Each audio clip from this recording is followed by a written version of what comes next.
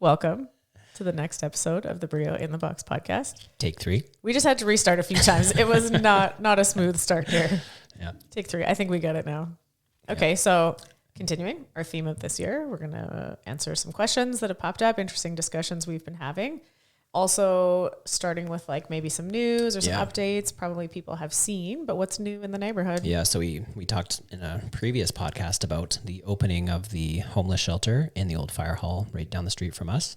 And they have now decided against that. The city passed a law or a body law or whatever that you cannot have a homeless shelter within 250 meters of a school.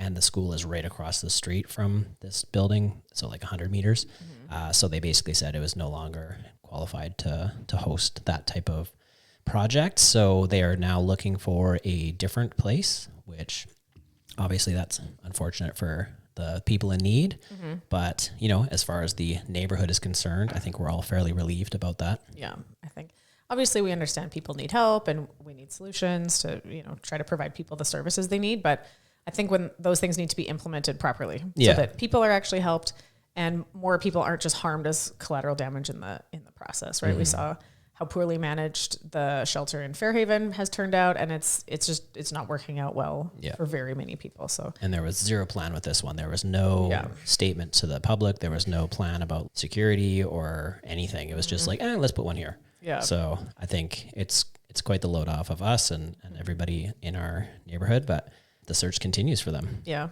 And I think everybody recognized that location, although the building was vacant, that there wasn't really too many other things in the pro category. No. There's no services. Public transport is not good. There isn't even like a grocery store nearby. It's 100 meters from an elementary school. It's right around the corner from ACT Arena with lots of coming and going of young families and all that sort of stuff. So it wasn't the right place. And even the building itself only has 2 bathrooms and manage 30 beds of people. Like for many reasons, that's not the right place. Yeah. So that is no longer in the plan. No longer in the work. So although we appreciate, I was tapping the brains of all of the Saskatoon Police Service members and going, what do we need to know? How do we prepare? What should we expect to happen? So we appreciate everybody that gave us their help and advice and connected us with the right resources to, try to learn about the maybe new challenge we were facing that, we're relieved that we won't have to be dealing with that. Yeah. So the running route stays the same. Yeah. So everybody said, first thing, we're going to have to change the running route. Now we're good. We'll still be running the Murph Mile when the snow melts. Yeah. The very amazing amount of snow. Oh my God. Kudos to Coach Ryan for digging us out. Again. Although he is not available to scoop out your driveway. No. He would like you to know. So diving into questions that come from the community. Yeah. Someone said to me this week, I have a friend, she's curious about CrossFit, always asks about it, came to Bring a Friend once, but always hits this roadblock of I'm just afraid I'm going to get hurt. Yeah. And won't take the plunge to just come and start getting fit because they have this fear. Mm-hmm. And, she was trying to make all these arguments about how, she doesn't get hurt at CrossFit and you can scale it. And, of course, those are all the right answers. The point of having a professional is to keep you safe and teach you how to do it properly and teach you how to make the right decisions in the moment and all that sort of thing. And CrossFit is very safe. It's not risk-free. It's safer than almost any other recreational activity you could possibly do. When done properly. Yeah. Even done poorly, CrossFit is safer than a lot of things. Yeah. Even CrossFit with poor technique is safer than, say, pickleball, which people seem to have no problem jumping out there and playing pickleball. It's estimated that pickleball will become the most dangerous sport on earth this year. It will surpass soccer for number of injuries per hours played because people just hop out there and, they just want to play a game and have fun. And they have no concept that their joints and muscle stability is nowhere near prepared for something like that. I wonder if that number is skewed by the fact that pickleball is played by older people quite a bit more. Oh, for sure. Yeah. And so it's total hours is a difficult thing to compare because if you're soccer is primarily young people and pickleball is mostly older people, you're going to have more injuries with the older people if they're not prepared for it, for sure. But I think that kind of is the jumping off point for how I answered that question to that person, was that we can have a debate and look at the stats on the safety numbers and, injuries per hours played or whatever. But the bigger picture point is that I'm reading this book right now on risk. humans are terrible at understanding and assessing risk and making the right decisions in the face of predictable outcomes. Life will demand that you perform functional movements at some point, or maybe you will want to perform functional movements like go play pickleball. And if you don't regularly practice functional movements, you will fail. Yeah. And in the CrossFit level 1, the line we use is there will be a loss of game, mission, or life. And so it sounds a little bit dramatic to say like, you might die. But what came up a lot this week because of the snowstorm and the very many number of emergency medical people that we have within the BRIO community was the number of people that have heart attacks during a blizzard when they have to shovel. Yeah. And this idea that that's a functional movement. You need to clear your driveway to be able to leave, to drive your car. And the number of people, it's predictable. Every time there's a blizzard, the emergency medical people will be like, oh, yeah, heart attack, heart attack, heart attack, heart attack. That's what the ER will be full of. STARS has to respond to numerous heart attacks because that becomes a life-threatening amount of physical activity for someone to just shovel their driveway. Going to 0 to 100, it's just overwhelming. Yeah, and is that even 100? Well, for them it is. For them it is. Yeah. It is above 100. It's above their physical capacity to the point that when we were talking about this in the gym this week, many people were like, oh yeah, I know someone that died shoveling their driveway. My uncle, my neighbor, my whatever had a heart attack or whoever passed away doing that. You're like, when we come into the gym, we're like, oh, my back is sore from shoveling. It's like, you should be grateful that all you have is a sore back. Yeah. Because you come in the gym every week and you deadlift and you squat and you sprint and you jump and you lift and you drag and you carry and you do all these things so that when you have to do what we would consider a basic functional life task, like shovel your driveway, it's no problem. You know, you're like, oh, my back's a little sore. You're not, I'm in the hospital because I had a heart attack or RIP, I've died because that was an amount of physical activity that exceeded my capacity. Yeah. So when people are like, oh, I'm afraid I might get hurt at the gym, actually what you need to fear is that life will present a task that you won't be able to do. Mm-hmm. I taught a seminar in Montreal with 2 of the Canadian crew, love them to death, Matt Dubrec and Val Boileau.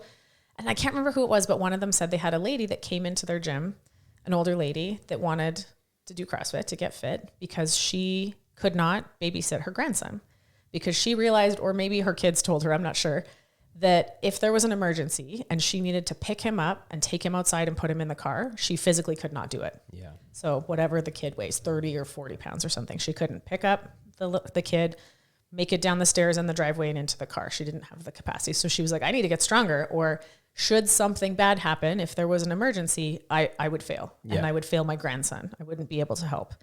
So those are the kinds of things that people need to fear, right. You know, being presented with a situation that you should be fully capable of doing and you would find yourself unable to. Yeah.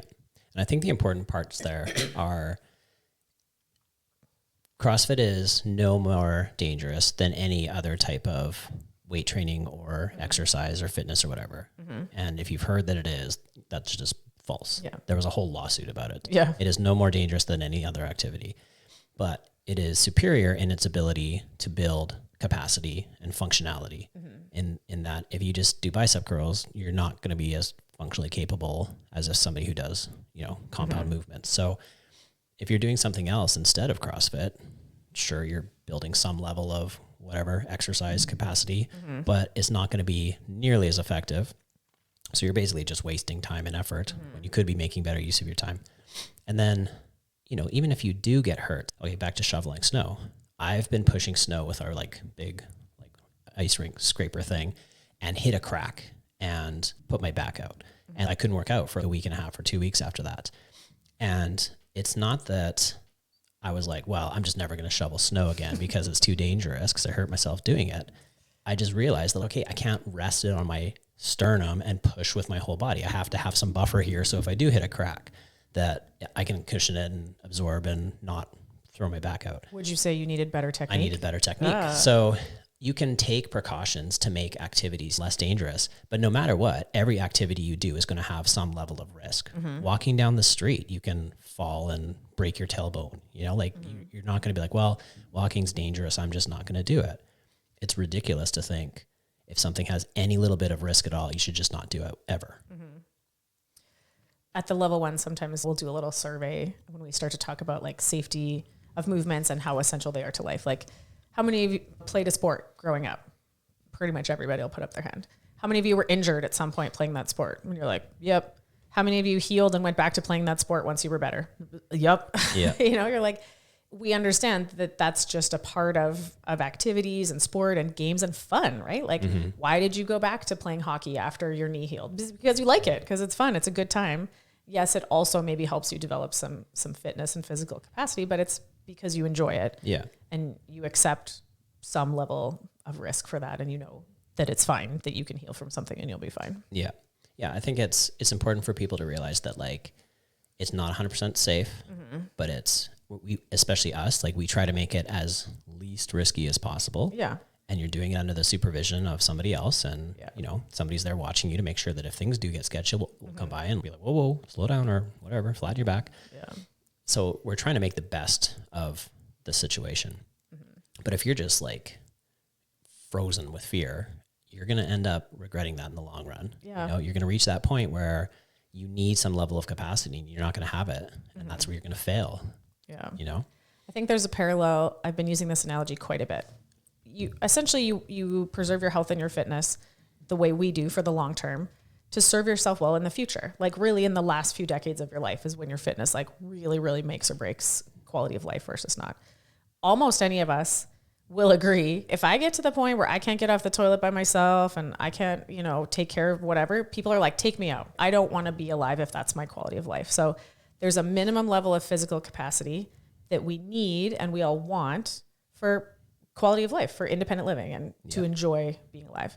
And it's some basic things. You need to be able to sit down and stand up, get out of a chair, get off the toilet. You need to be able to lunge down and tie your shoes. You need to be able to do some stairs. You need to be able to carry your groceries and put things away on a shelf and basic life tasks. So working back from there, we know the physical capacity declines past a certain point. You need to have built up basically a health savings account, a fitness savings account so that you can draw down on some, but you'll never go below that threshold. Yeah.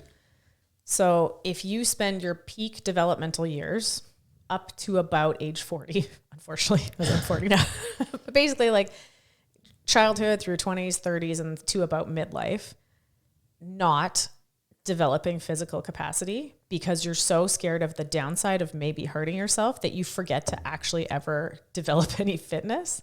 That's the biggest risk. Yeah. It's the same thing as your retirement planning. If you do your entire portfolio because you're so paranoid of anything ever going down in value that all you do is put it in T-bills that barely make any return, you will not meet your retirement goals. Right. So in the earlier years of your saving and, retirement planning, you have a more aggressive portfolio. That's what you do. You have higher risk because you have time to manage the ups and downs, to recover from the downs, basically. And then as you get closer to retirement, your risk profile changes and the portfolio distribution changes because you have to go to lower risk investments because you don't have time to recover from the downsides. You can't be gambling in Bitcoin when you're 75. Yeah. You can't do it. So I think, but if you spend so much of your peak developmental years just being paranoid of getting hurt, in the end, you've actually harmed yourself by getting no results. Yeah. Actually, the biggest risk of a fitness program isn't the injuries. It's that you get no results. It's that you waste not only your money, but your time. You don't get the time back, that you waste your time and you don't develop any capacity. Yeah. And to develop capacity, you have to have intensity. Yeah. And intensity comes at a greater risk. Intensity drives results. Yeah. Intensity drives results. But when you work at intensity, you increase the risk of something going wrong, right? So you need to, earn your intensity by taking the time to learn to move well. You need to know your limits and not overreach. You need to be smart in your recovery. You need to take care of all the pieces of the puzzle. So a young kid who's 18 years old, can be ambitious and be like, I'm going to go for that 300-pound snatch, or I'm going to go for that 20 muscle ups in a row, or I'm going to do whatever. Because it's like, if something goes wrong, they have time to recover from it afterwards. But if you're like 55 and you just started CrossFitting, your goal should not be, I'm going to go for that 300-pound snatch. If you're just learning how to snatch, right? That's just, you're too far into the game to have the time to earn that goal and then to deal with the risks associated with going for that goal. So if we're talking about the types of risks you can take or the types of decisions you can make in one season of your life versus another. This kind of ties into something that really rung true with me from when I was at the CrossFit for Health Summit in Texas. He goes by Wall Street weightlifter, Graciano Rubio. He's strong as hell. Strong as hell, that guy. And he's awesome, very intelligent, really gets it. He was on a panel and he just said something that I wrote down, that he said most of what we consider genetic gift, talent, is actually just really early childhood development. And that really good hand-eye coordination, really good power, explosiveness, flexibility, whatever it is, that when you start to see a kid that's 15 or 20 or 25, and you're like, wow, they're so gifted, the genetics. He's like, that actually just starts way earlier, from the time they're 1. Are they allowed to or encouraged to jump and climb and roll and balance and do all these things, or are they trapped in a stroller most of the time? And I was like, oh shit. That got me thinking, where I was like, I never really considered how important development is all the way back that far. I tend to think of it picks up as like when you start playing sports and things, but you're like, no. We're talking back to the earliest phases of neurological development. And that we were walking the kids to school today, and it was snowy out in the park and everything. And I see the parade of moms pushing the big chariot stroller and towing kids on a sled. And I turned to you and I said, why are those kids not walking? Yeah. These were like 7, 8-year-old kids. These aren't like babies. I was like, why are those kids not walking to school? Maybe it's a little slower. Maybe it's annoying. I know it's annoying. But why are they not learning to balance themselves and jump and move over the uneven terrain of the snow? And, And Dash was walking to school, and he was like climbing over snow mounds and rolling down the hills and getting his feet stuck in super deep snow. And, he was a chaos goblin for sure going to school. But that's so good for their development. Yeah. It's kind of working through those weird, awkward positions right from early on that helps them develop. Yeah. So, there's important developmental windows that you can maximize, and it may or may not, you may not have been aware of it. It may have been happening when you were a child, and it was dependent on the decisions your parents made. And unfortunately, that's not up to you. It's not your fault, but it is your responsibility to understand it. Then the more you develop earlier, the better. Would be the big takeaway. So you develop this level of physical capacity as your health savings account. And then at some point you start drawing down on it. And that's just reality, and it sucks, and it is. So, and I think the whole quote, when's the best time to start investing, or when's the best time to start working out? And the answer is 10 years ago. Yeah. But if not then, now. The second best time is now. Right. So, that brings up another question that came from the community recently. This is one of our Legends athletes, I guess, who's, talking about what do you do to sort of soften the blow when you do start to age and you're no longer setting new PRs and you're no longer, doing all the things. And that's a big question for sure. Yeah. So one of our earliest members, like you said, one of our Legends athletes, and there's a point where you are not going to PR your back squat anymore. And this person was well aware of that and accepting of that. But basically the question was, how do I manage the decline to basically slow the decline? We're aware that the decline is happening, and that's okay. And thank goodness they started working out 15 years ago and not now, right? Yeah. So they have this capacity. And so that's a really good question. Yeah. And there's a few key aspects to managing the decline. Yeah. And I think as far as the big thing to be aware of is traditionally in exercise science, the whole thing was like at 40, you start your decline. No matter what, you're just going down. Yeah. And then the CrossFit Masters has done tons of research and shown that no, that is not the case. Yeah. And the big thing is, when did you start? So if you start at 40 or 45 or 50, and before that you did nothing, you will absolutely get better. Just like when somebody starts at 16, you will get better. Yeah. So it doesn't matter when you start. If you've been doing nothing, you will get better. Yeah. So it's never a bad idea to start.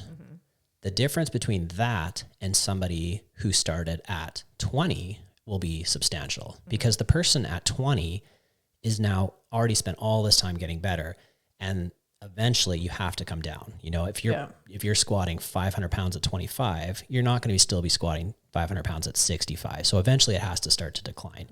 So by starting Matt Fraser. Yeah. Right? He was super fit. He's 32 now. He's less fit than he was 3 years ago. For sure. Yeah. And it's kind of like the higher you push that curve, the better up into a certain point, because you give yourself more time to descend into like frailty at the very end of your life. Yeah.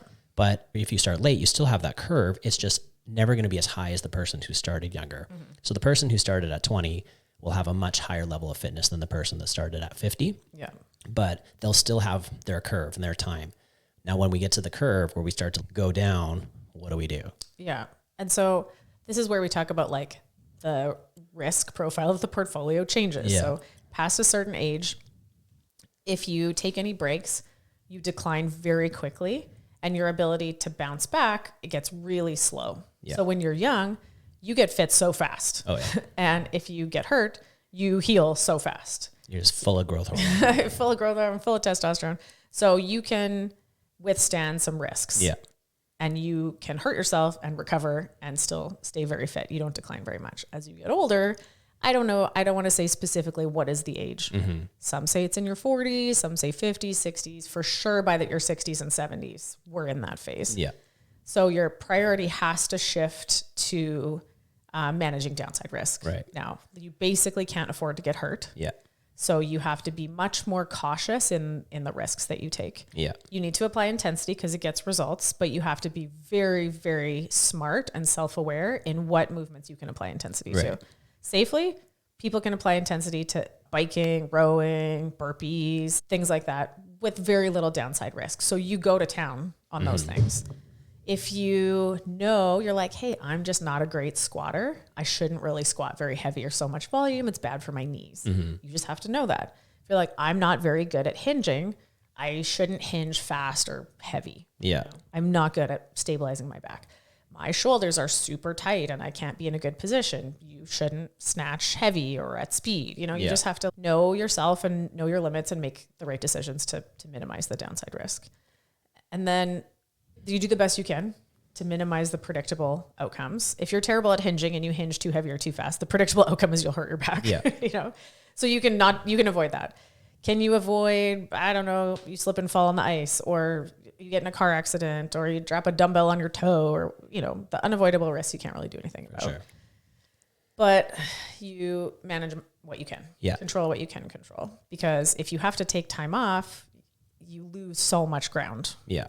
I think one of the things that I've been trying to say in all our classes is like move with purpose, right? You need to pay attention to what you're doing. I would say if you're in your 70s, 80s, whatever, and you're putting up the fastest times of the day, you're doing it wrong, you know, because either you're rushing through it and not paying attention to what you're doing, or you're missing opportunities to like work on improving your range of motion and challenging yourself in a way that allows you to, you know, maintain strength better. If it's just light and fast and balls to the walls the whole time, and you're 3 minutes faster than the next person, it's like you missed an opportunity there. Yeah. It's less about intensity with speed all the time, and it's more about moving with purpose and trying to pay attention to what your body's doing. So I think that as we age, it's very easy to lose flexibility. So slowing down enough to be able to like still hit that range of motion is super important. Taking more time to stretch. We say it all the time, and nobody ever likes to do it. And just, again, moving with purpose. And I think that there are many aspects that go into fitness. I had it written on the whiteboard for a while. So I want more people to understand what fitness is. The textbook definition: work capacity across broad time and modal domains. So work capacity is your ability to do tasks, your ability to generate power, technically, when we measure it. Across broad time, so short, medium, and long. And modal domains, that's all the skills and drills, every measurable task you can possibly think of. But we tend to get hung up on heavy and fast. Yeah. Which isn't it. That's not all of it. No. That's not all of it. And so, yes, there's a point when you get older where you're not going to go heavier. You're not going to PR your deadlift or your back squat, nor do you even need to worry about it. Yeah. It doesn't need to be on your radar. But does that mean that all the fun is over and you can't get better and there's no PRs available to you? Absolutely not. Think of the 10 physical skills. I've had those on the whiteboard at some point. Cardiorespiratory endurance, strength, stamina, flexibility, speed and power, and then accuracy, agility, coordination, and balance. And so there are many aspects in there that are available to you to get better at almost any stage of life. How about balance?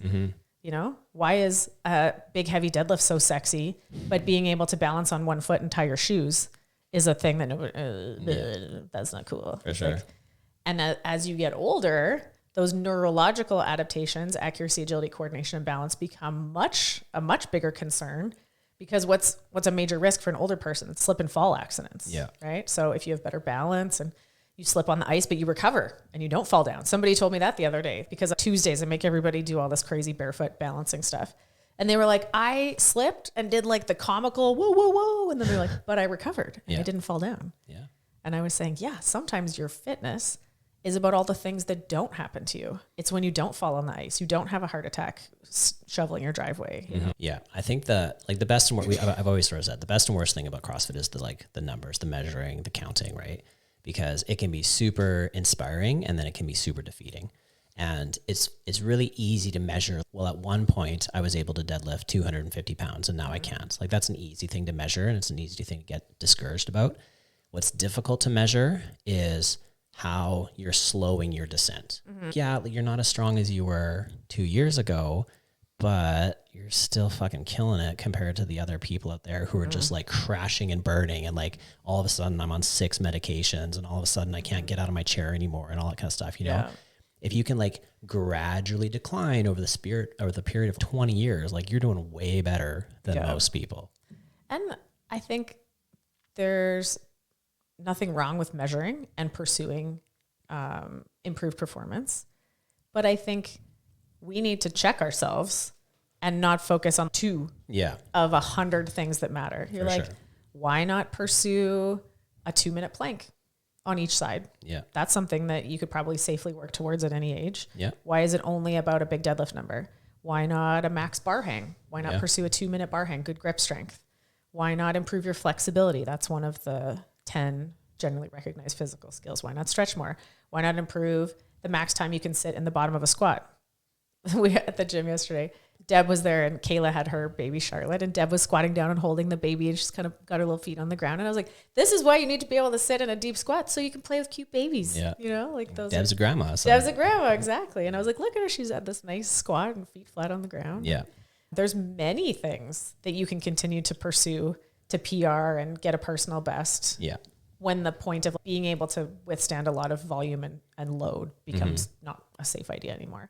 Matt Dubrek and I were having this conversation over the weekend. He's a couple years older than me. I'm 40 and we've both been doing CrossFit a really long time. And I was like, you know, you kind of get into this mindset of like, oh, I used to be fitter. And I was kind of saying like, I used to be better at some things, but I think maybe I'm fitter now. Like I'm never going to snatch 185 or clean and jerk 220 again, probably. So my strength in those numbers is, you know, my peak years are behind me. Yeah. But on my 40th birthday, I matched my lifetime PR back squat. So in some ways I'm as strong as I was before. In other ways, I'm not so much. But my toes to bar are way better than they've ever been. My double unders are way better than they've ever been. Like there's multiple things I could point to that are better now at 40 than they were when I was 35 or 30. Yeah. And so my area under the curve, because I can do so many more things now better than I could back then, I think I'm fitter now than I was. Even though there might be a couple things that I was better at then, but there's a ton more things that I'm better at now. Right. Do you know what I mean? And maybe they're the less like sexy things like, hey, my hip mobility is really good. You know, you don't put that on Instagram with the PRs and stuff. It's not as flashy. Yeah. But overall, you know, my fitness and number of skills that I can complete, all the skills and drills that go into that graph of your work capacity across broad time and modal domains. There's plenty of things available to pursue at any age. So you can continue to have the fun. Yeah.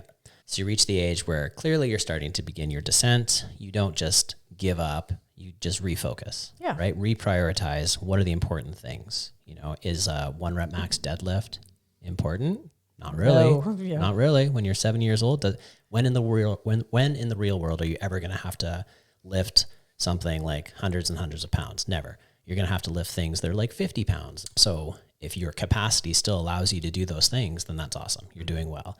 And you can refocus on the things that you can control and the things that are safe to do, and you're not going to wreck yourself and stop training. So first priority, reprioritize what you need to focus on.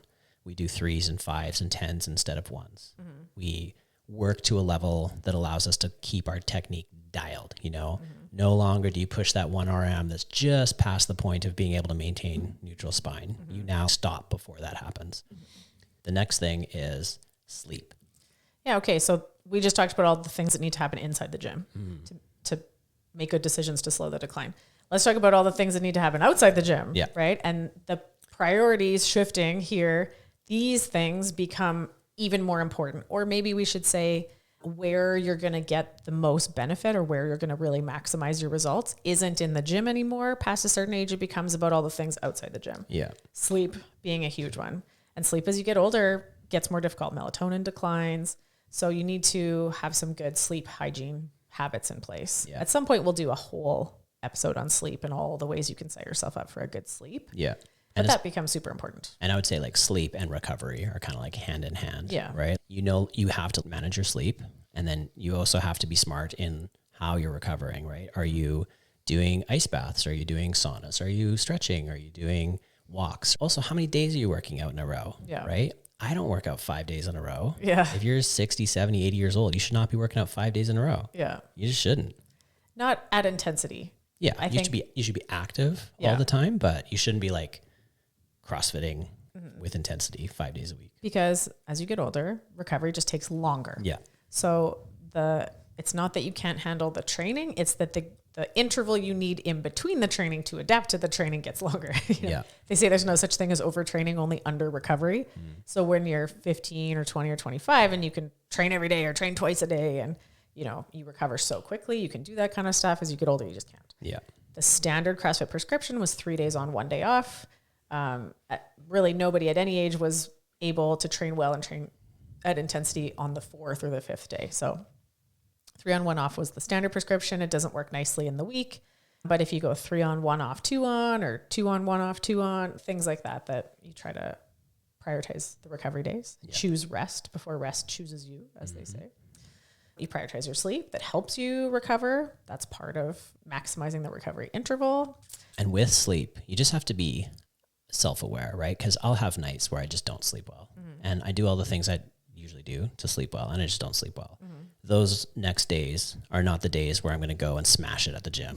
Those are the days where I'm like, okay, I'm going to make some good choices today. My knees are extra sore. I'm extra tired. I'm not going to push the difficulty today. This is going to be a lower intensity, like just move kind of day. Yeah.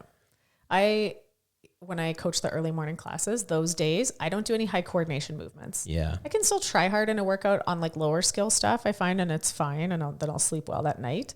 But I know that my coordination is not going to be as sharp if I haven't slept. So I'm not going to try to do, sets of heavy squat snatches or ring muscle ups or things that require me to be more precise. I just know that, right? And same if I've had some cocktails the night before and I know that, again, my coordination is going to be a little diminished and those sorts of things. So making the right decisions in amongst all of the many factors in your life, right? For sure. So doing the best you can to get the best sleep you can. Putting time into things that improve your recovery, like you said, maybe cold plunge. Sauna is amazing. If you have access to a sauna somewhere, especially the really hot ones, you can get the cardiovascular benefits of doing cardio exercise just from sitting in the sauna. So when you get to the point where you can't run all the time and you can't bang up your knees and your joints trying to do cardiovascular exercise, you can get similar benefits from just chilling, roasting in the sauna. Not really chilling. Cooking yourself, steaming yourself in the sauna. Yeah. And lots of benefits too to like sweating and opening up your pores and blah, blah, blah. Maybe you trade in one of those training days in the week to go hang out in the sauna and do some stretching. Yeah. Yeah. Food. Do we want to get into that next? Yeah, for sure. So the big thing that happens as you age is loss of muscle mass. And what goes hand in hand with that is less ability to digest and assimilate protein. So you have a harder time breaking protein down and absorbing it and using it. And then you have a diminished capacity to build muscle. So they call it anabolic resistance. And is there like an appetite decrease as well with aging? Yeah. Some older people can develop, like in the literature that's referred to as anorexia, just loss of appetite. Anorexia nervosa is the psychological condition. Right. But just, anorexia is loss of appetite, can definitely happen in older people. They often will have, if we're talking about like really elderly people, dental problems that impair their ability to eat food properly. So then they call it the tea and toast diet, where they're just like drinking tea and eating, toast and jam all the time. And it's like just carbs, not enough calories.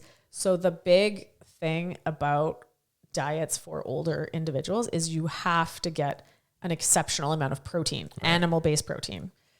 Plant-based proteins don't count. Plant-based proteins are so difficult for your body to break down and assimilate at the best of times. And then when you already have these like lower stomach acid and less digestive capacity and blah, blah, blah, to access those amino acids, you can't be fucking around with plant proteins. It's not going to work. But things like eggs, fish, chicken, beef especially should be the priorities. And where the RDA for protein is like paltry, it's super low, like 0.6 grams per kilo of body weight. That's like a minimum level for people in the middle years of their life to not die, like to not get a deficiency disease. That's nowhere adequate for optimal functioning and nowhere adequate for older people. So there are many studies in the research now talking about how we need to adjust the RDA for protein for older people up substantially, like 1.6 grams per kilo of body weight. I say what is basically 2.2 grams per kilo, so a gram of protein per pound of body weight. To try to just support sustaining muscle mass. The thing you need that stimulates muscle protein synthesis is one particular amino acid called leucine. Leucine stimulates something called mTOR, mammalian target of rapamycin, that it's like a growth factor, growth phase. So you need to be eating adequate amounts of animal-based protein. Leucine is extremely deficient in any plant-based protein. So that's one of the major factors that you're missing when you're not eating good quality animal-based nutrition. And you need about 30 grams of animal-based protein at a meal to get enough leucine to trigger that effect, the muscle protein synthesis effect. And then if you do any slight physical activity, even like walking, it augments the effect. So you need to be moving around, and especially around meals. So exercising in the gym is important, but just general daily movement is super important. You can't show up at the gym 3 or 4 days a week and just be sedentary the rest of the time. So you need to be getting your 10,000 steps a day minimum. And you need to be up and down and moving around, especially around your meals. And I would say, because this was a wake up for me recently, like you might have to double check to make sure that you're actually eating as much as you think you are. Because just recently you had to do a project and I was your person and I had to log my food for 3 days. And I was eating about 20% less protein than I thought I was. So it's sometimes an eye opener. You're like, oh yeah, I get plenty of protein. And then you actually measure it and you're like, oh shit, I'm getting half what I thought. So we tend to get habitual as we age, and you tend to do the same thing week after week after week. And sometimes you need to be like, oh, maybe I should double check that I'm actually doing what I think I'm doing. We talk about how most people, you do CrossFit for more than a few years, you know your max toes to bar, your max pull-ups, your 500-meter row time, your Fran time, whatever. You're well aware of the times. And you go, hey, how many grams of protein have you had today? People are like, I don't know. Somewhere between 4 and 400. So we need to bring precision and accuracy to not just the exercise, but the nutrition side of things as well. And weigh and measure your food in once in a while. Check in on it. There's lots of different apps that make it much easier than it used to be back in the day.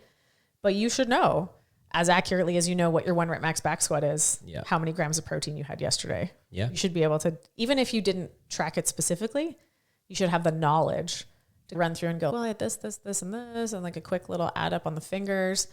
There's that magnet board at the front of the gym to visualize so that everyone should have a basic understanding of roughly how many grams of protein are in an egg. Roughly how many grams of protein are in a chicken breast. That's just like some basic knowledge. Just like you know that when you squat, you should keep your heels on the floor. And when you deadlift, you should keep your back flat. You know, it's just past a certain minimum level of experience. There's just some things you should know. So stay active, eat well, make sure you're getting lots of protein, animal-based protein. This is something else you mentioned earlier, but let's kind of dive into it a little bit more, is holidays, right? Especially retirees. They tend to get to go away more often. Yes, I meant to. There was a point I lost my train of thought. Thank you for remembering that we talked about you can't afford to take time off to be injured. You also can't afford to take time off while you go on holidays when you're older. You can't not work out for 2 or 3 weeks at a time. So if you have any kind of commitment to your quality of life in the last few decades of life, you now have to work out on holidays. And that can be some basic stuff, some air squats, some lunges, some push-ups, some sit-ups, things you can do with no equipment whatsoever. Hug your backpack and do some front squats with it, like anything. In a hotel room, taking up a little bit of floor space, you can do our like travel workout, which is 10 rounds, 10 lunges, 10 push-ups, 10 air squats, 10 sit-ups. Super easy. It takes 10 to 15 minutes and you know, you can do it anywhere. Christmas Day workout, 150 burpees for time. One of the more common CrossFit.com workouts is run 400 meters, 50 air squats for 4 rounds. You could figure that out somewhere if you're on vacation somewhere nice. We were talking about, my question of the day was who did 24.1, and it was about like half and half people in the gym that did or didn't. And I was like, okay, cool. So the rest of you owe me some dumbbell snatches and burpees. So the next time you're in a hotel gym and all you have is one dumbbell and a positive attitude, here's what you're going to do. Yeah. And someone was like, oh, I don't know that I'd want to make that much of a spectacle of myself in a hotel gym. And I was like, who cares? Yeah. You don't know those people. You'll never see them again. What do you care what they think of you? And why would you impair your own fitness and quality of life for the sake of what a stranger you'll never see again thinks of you? And they're going to think, oh, wow, that person's really trying hard. Yeah, I am. I'm dying over here. Yeah. Maybe you'll inspire them. Or they'll go, that fucking weirdo. And then who cares? That makes no difference to your life whatsoever. But you skipping your workout because that person might think something about you is ridiculously dumb. I'll include myself in this because I'm guilty as well, but it's amazing how much people will give a shit about people, like complete strangers that you'll never see again. Yeah. You know, you'll never ever see them again, and you'll be mortified that you dropped your coffee in front of them or something. You know, who cares? You're never going to see those people again. Yeah. I ended up chatting with this guy on the airplane the other day, and we're talking about CrossFit, and he'd kind of heard of it or whatever. And he's like, oh, I travel a lot for work, so, I find it really hard. And I was like, yeah, me too. And I was like, I got a layover in the Toronto airport right now. I'm going to go walk for an hour. And he was like, oh, that's a really good idea. And I was like, yeah. And also you can walk really fast and no one even looks at you weird because they just assume you're late for your flight. Yeah. And he was like, oh, and I was like, you just have to be committed to fitting it in. I was kind of like not playing into the, this is a funny thing that happens when people find out what we do for a living as like you own a gym, work for CrossFit, run a CrossFit gym, that kind of stuff. The first thing people do is tell you all their excuses for why they can't work out. I would totally do that, but and blah, blah, blah, blah. Yeah, this is an aside from the topic. This is like another rant I get. I remember one guy being like, oh, I would love to work out, but like I have 2 kids. And I was like, what? Like, yeah, we all do. We all have, what are you talking about? How have you let that story take up residence in your head? I can't work out because I have 2 kids. Like, walk into BRIO. Everybody is busy. We were talking about this in a class, I think yesterday. The greatest gift you can give your kids is to take care of yourself so that they don't have to take care of you later in life. Mm-hmm. That is by far the greatest gift you can give your kids. Yeah. Because if you do everything for them and bend over backwards and put them in all their sports and take them to all the things and let yourself slowly descend into decrepitude, the last 10 to 30 years of your life are going to be them taking care of you. Yeah. That's a horrible way to like end things, It's a burden to put on your kids. Best thing you can do for your kids is take care of yourself. When I ask people a question of the day, like, why do you do CrossFit? Lots of people will say, oh, to keep up with my kids. And my answer is, yeah, that, but it's what you just said. I actually take care of myself now so that I'm not a burden on my kids in the future. When my kids are 30 and 40 and whatever, I want them to be out there doing their thing, living their life. I don't want them to have to spend their time coming over to help me because mom can't lift her laundry basket up and down the stairs because I just couldn't be arsed to take care of myself in my peak developmental years. Like that's the gift I'm going to give my kids in the future, or to be an asset to them, to help them. Like my parents are able to help us with the kids all the time. I want to be able to do that for my kids and be fit enough and safe enough that they can trust they can leave their kids in my care. That's the gift I want to give them in the future. So if you're doing all these things of giving your kids all these opportunities, like you put them in sports and music and all these things, you're like, I want to set them up to have a good life and I'm saving for their college education. You're like, awesome. Like if you believe that your kids deserve a good future, you taking care of yourself now is a key part of that. Yeah, absolutely. Yeah. That I want the conversation to be like, oh, when I'm like 60 or 70, like mom's Fran time is like 8 minutes. Like, ugh, guess we better talk about getting her in a home. It's like, no way. Yeah. All right. Yes. Questions we've covered today. I have a friend that's curious about CrossFit, but they're scared they might get hurt. What should I tell them? And if you know someone that feels that way, send them this podcast. Yeah. Let's have a discussion about it. And then now that I'm getting older and the decline is happening, I'm drawing down on my savings account. What are some of the things I can do to slow the decline? If you know someone in that position, send them this podcast. Let's have a conversation about it. Let's talk about all of the many positive things you can still focus on and all the things you can get better at and all the ways you can care for yourself to give not just yourself, but your family a better future. Yeah. Yeah. Cool. Cool. Well, keep the questions coming. We love it. And see you in the next one. Yeah. See you guys.